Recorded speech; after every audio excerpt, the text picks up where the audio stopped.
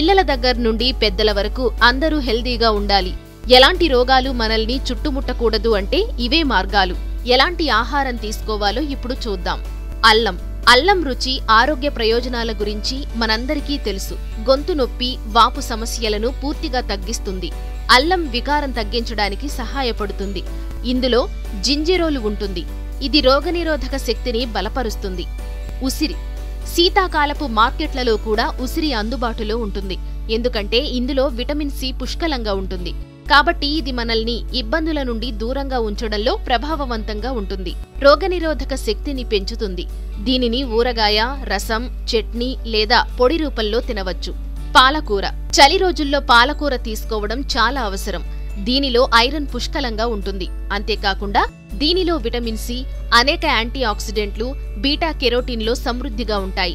ఈ రెండు మన రోగనిరోధక వ్యవస్థ, ఇన్ఫెక్షన్లతో పోరాడే సామర్థ్యాన్ని పెంచుతాయి.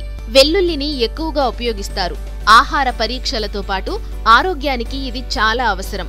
వైరస్లతో పోరాడడానికి సహాయపడుతుంది. వెల్లుల్లిలో రోగనిరోధక శక్తిని పెంచే లక్షణాలు ఎక్కువగా ఉంటాయి. కాబట్టి ప్రతిరోజు ఆహారంలో వెల్లుల్లిని భాగం చేసుకోవాలి.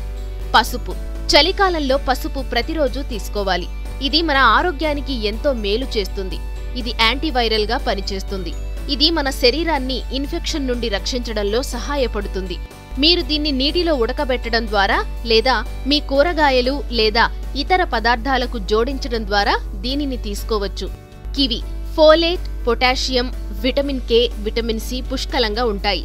విటమిన్ సి ఇన్ఫెక్షన్తో పోరాడటానికి తెల్ల రక్త కణాలను పెంచుతాయి. మీ శరీరంలోని మిగిలిన భాగాలను సరిగ్గా పనిచేయడంలో సహాయపడతాయి. చలికాలంలో మనం రోజు 2 స్పూన్ల స్వచ్ఛమైన నెయ్యి తీసుకోవాలి. ఇది మీ శరీరాన్ని వేడి చేయడమే కాకుండా మీకు శక్తిని కూడా ఇస్తుంది. అదే సమయంలో నెయ్యి మన రోగనిరోధక శక్తిని పెంచడానికి పనిచేస్తుంది. చిలగడ దుంప. దీనినే స్వీట్ పొటాటో అని కూడా పిలుస్తారు. ఇన్ఫెక్షన్ నుండి కూడా మనలను రక్షిస్తుంది. ఇందులో విటమిన్ ఏ, పొటాషియం, అనేక ఇతర పోషకాలు పుష్కలంగా ఉన్నాయి. మలబద్ధకం, మంటతో పోరాడటానికి, రోగనిరోధక శక్తిని బలోపేతం చేయడానికి సహాయపడుతుంది. విటమిన్ సి రోగనిరోధక శక్తికి మంచిది.